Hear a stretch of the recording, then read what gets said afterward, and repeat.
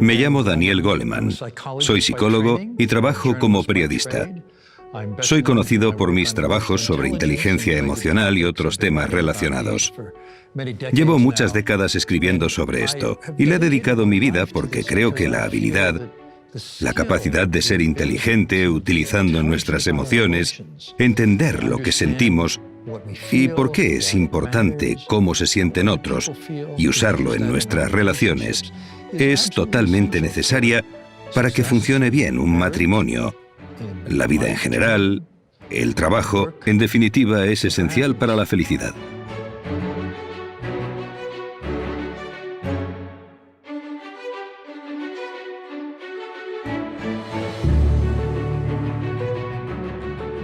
Hola, señor Goleman. Hola. Me llamo María Luisa. Soy madre de una niña maravillosa de 9 años. Es un honor estar hoy con usted. Es fantástico pasar un rato con usted, poder hacerle unas preguntas y que forme parte de este magnífico proyecto que es Aprendemos Juntos. Muchas gracias por estar aquí. Gracias, muchas gracias. Es un placer. Una Gracias. visita rápida. Gracias. ¿Empezamos con lo fundamental? Sí. Porque probablemente la mayoría de gente que nos ve son padres como yo. Y puede que no estén muy familiarizados con lo que implica la inteligencia emocional. Si nos pudiera dar una descripción, sería genial. Claro, la inteligencia emocional tiene que ver con las habilidades personales, no es un aprendizaje académico. Se centra en cómo te manejas a ti mismo y tus relaciones. Hay 4 partes. La primera es la conciencia de uno mismo, es decir, saber lo que sientes, por qué lo sientes, lo que determina sus consecuencias, lo que puedes hacer bien o mal. Después, gestionarse a uno mismo, ser capaz de cumplir tus metas, ser positivo ante los contratiempos, controlar las emociones perturbadoras para que no te destrocen la vida o te impidan hacer lo que quieras hacer. En tercer lugar, la empatía, entender cómo se sienten los demás. Las personas no lo dicen todo con palabras, sino con el tono de voz, con el lenguaje no verbal, etc. Así que ser capaz de entender eso, de entender el punto de vista del otro y utilizando eso saber qué le pasa a la otra persona. Por último, manejar bien las relaciones, colaborar, ser bueno en un equipo, resolver conflictos, influenciar a la gente, persuadir, comunicarse, escuchar, todas esas habilidades. De eso trata la inteligencia emocional. ¿Qué significa ser inteligente con relación a nuestras emociones? Ese es exactamente el objetivo de la inteligencia emocional. A eso se refiere realmente. Primero creo que es importante darse cuenta de que cada emoción tiene su lugar. Cada emoción es un mensaje importante. El problema empieza cuando las emociones se vuelven muy fuertes o están muy fuera de lugar, son inapropiadas o duran demasiado tiempo. Por ejemplo, si una niña de 8 años se enfada porque no la han invitado a una fiesta, es normal que esté enfadada. ¿Cuánto le dura? ¿Sigue enfadada 2 días después, 2 semanas después? ¿Y su madre? ¿Estará enfadada solo por eso, por esa única cosa? ¿Se despierta a las 2 de la mañana preocupada? Estaría fuera de lugar, es demasiado. Tener inteligencia emocional es principalmente escuchar qué te dicen las emociones y asegurarse de que puedes manejarlo si se está entrometiendo en otras cosas que quieres hacer. En otras palabras, una emoción tiene su propósito, Sí. pero luego termina y tienes que seguir adelante. Es muy importante que los padres sepan esto. Y la gran pregunta es, ¿podemos enseñar inteligencia emocional a nuestros hijos? ¿Podemos reforzar su propia inteligencia emocional? ¿Cómo podemos hacerlo? Ya lo habéis hecho. Se hace desde que nacen, desde que coges al bebé, le ayudas a dejar de llorar y le calmas. Sí. Estás enseñando a su cerebro a calmarse, a que se le pase el enfado. En todo lo que haces con un niño le enseñas inteligencia emocional. Y el cerebro de un niño está hecho para observar atentamente a las personas, para aprender a ser un ser humano. Sí. Si eres padre, no puedes evitar enseñar inteligencia emocional. Los padres son los primeros profesores. Eso me lleva a algo importante que me pasa. No tengo el nivel de autocontrol emocional que me gustaría tener. Estoy intentando enseñarle eso a mi hija, Sí. pero es algo que yo tampoco tengo controlado. Eso crea un caos en casa.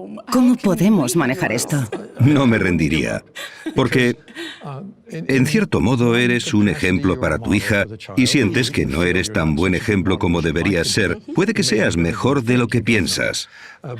Pero, por otra parte, puedes ayudar a tu hija a aprender a calmarse, a manejar sus emociones hablando con ella. ¿Por qué estás tan enfadada? Vale, ¿Por qué no haces algo que te guste? vale. A cierta edad, eso la calmará. Sí, Preguntarle por qué siente celos de sus amigos, si se siente dolida porque no la han invitado. Son cosas que van a pasar. Puedes ayudar a que aprenda de ello, ayudarla a que entienda más cosas sobre sus propias emociones y también darle métodos. Quizás respirar profundamente. ¿sí? Todo eso ayuda. Eso ayuda a los padres porque los hijos quieren aprender de los padres. Es verdad. Cada vez que intentas ayudar a tu hijo a manejar mejor las emociones, a empatizar mejor, lo que sea, los estás ayudando. Genial.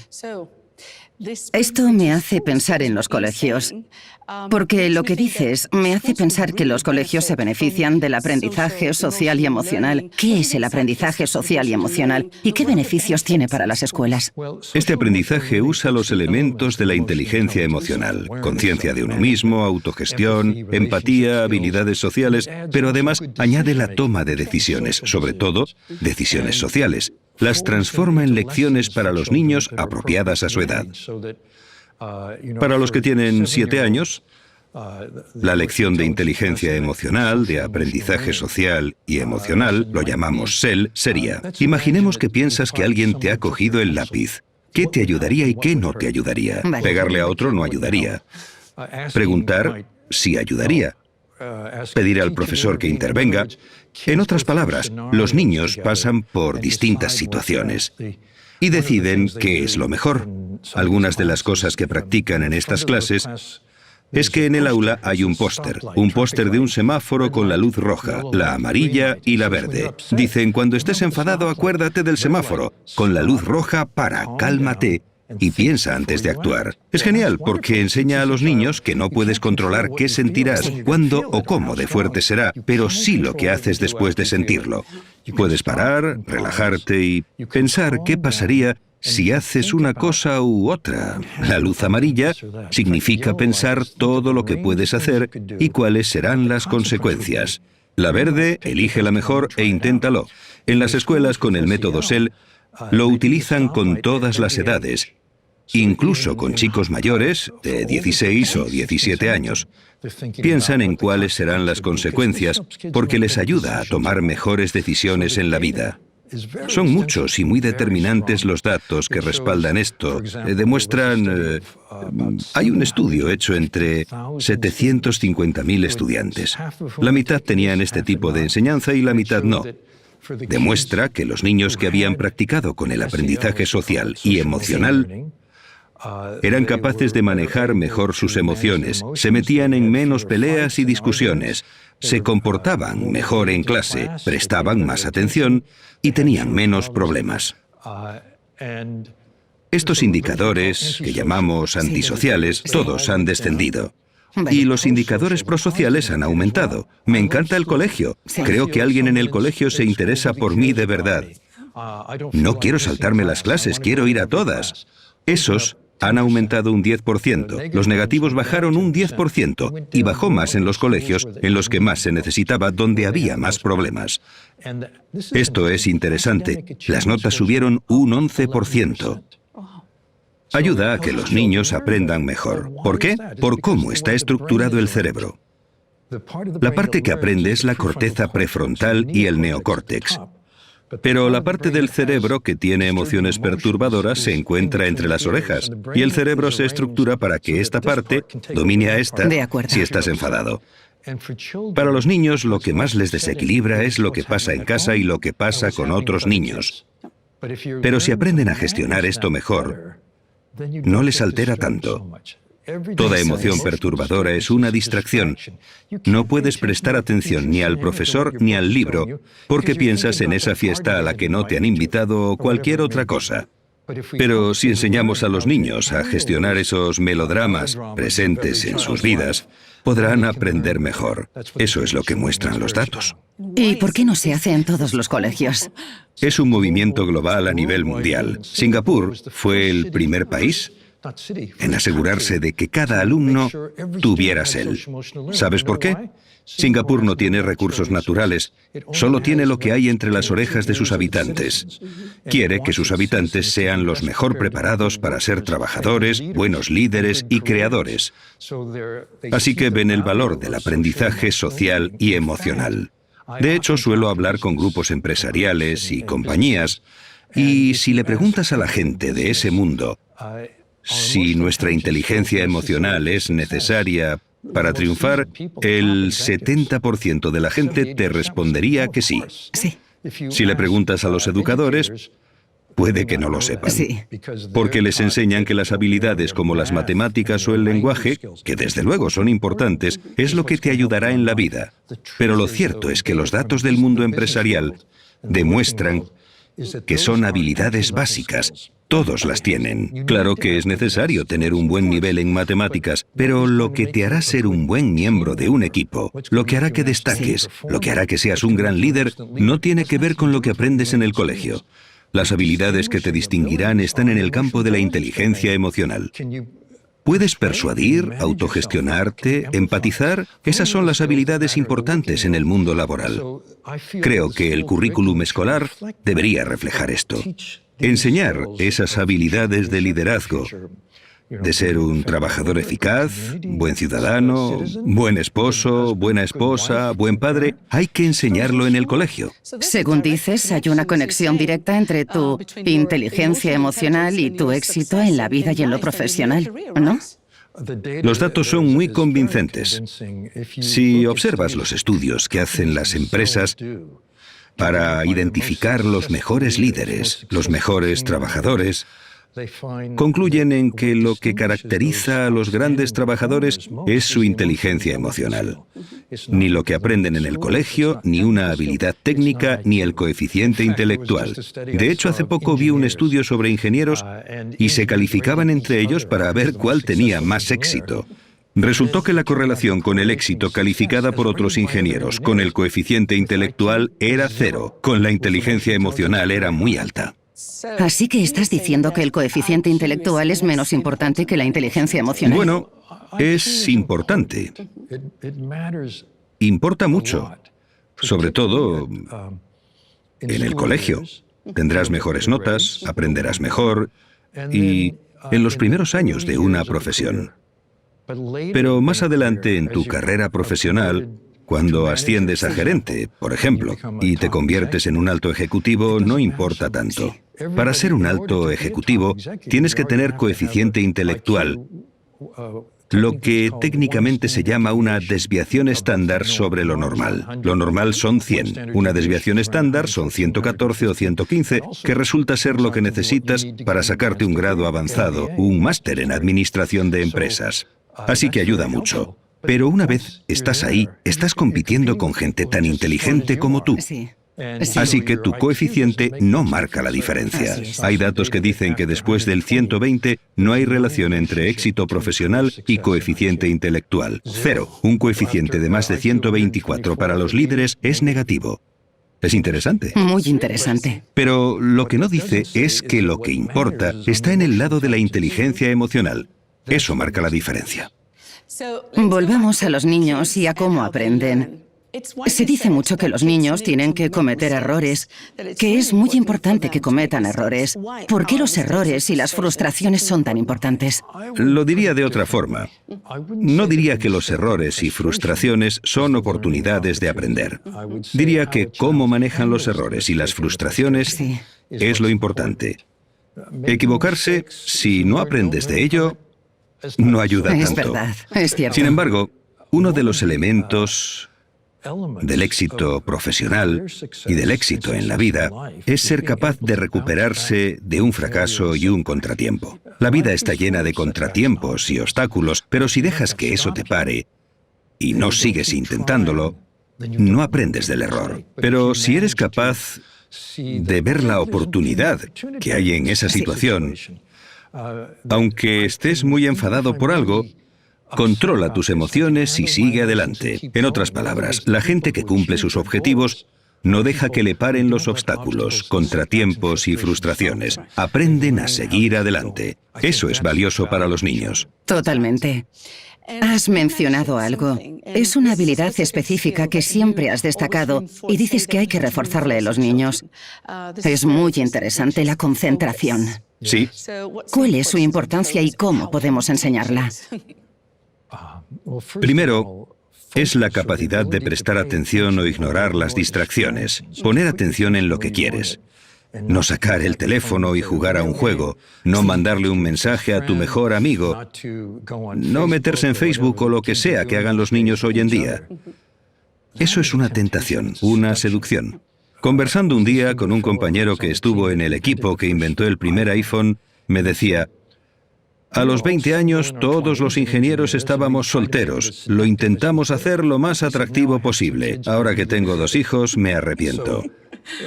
Es muy importante que los niños sean capaces, sobre todo en este mundo lleno de distracciones tecnológicas, de poner la atención donde quieran, porque la atención es la base del aprendizaje. Sí. ¿Por qué no enseñamos atención en los colegios? Los datos demuestran que cuanto más puedas concentrarte, mejor aprenderás. Hay una forma de hacerlo. Estuve en una clase de niños de 7 años en una zona muy pobre de Nueva York que se llama Spanish Harlem. Los niños de esa zona viven en viviendas de protección social. Hay mucha violencia, tienen una infancia muy difícil. Yo pensaba que la clase iba a ser muy caótica, pero me equivoqué. Estaban muy tranquilos y concentrados. Le pregunté a la profesora que qué pasaba. Me dijo: pasa esto. Todos los días hacemos algo que se llama amiguitos de peluche. Cada niño coge su peluche preferido, se tumba en el suelo, se lo pone en la barriga y lo ven moverse al inspirar y expirar. Suben al inspirar y bajan al expirar. Eso es básicamente un entrenamiento para la atención, gimnasia para la mente. Conforme creces, trabajas con distracciones porque la mente siempre se distrae. A veces esto lo llamamos mindfulness. Es un gran avance tenerlo en los colegios. Cuando tu atención se dispersa, te das cuenta y te vuelves a concentrar. Vale. Eso ayuda a fortalecer los circuitos neuronales de la concentración. Cada vez que te das cuenta de que te has distraído y vuelves a concentrarte, fortaleces tu sistema de concentración. Es como ir al gimnasio. Cada vez que levantas un peso, cada repetición fortalece el músculo. Cada vez que un niño o un adulto vuelve a concentrarse, fortalece su sistema para hacerlo. Esto te puede enseñar. El cerebro quiere aprender a prestar atención. Es lo primero para cualquier tipo de aprendizaje. La atención se puede entrenar.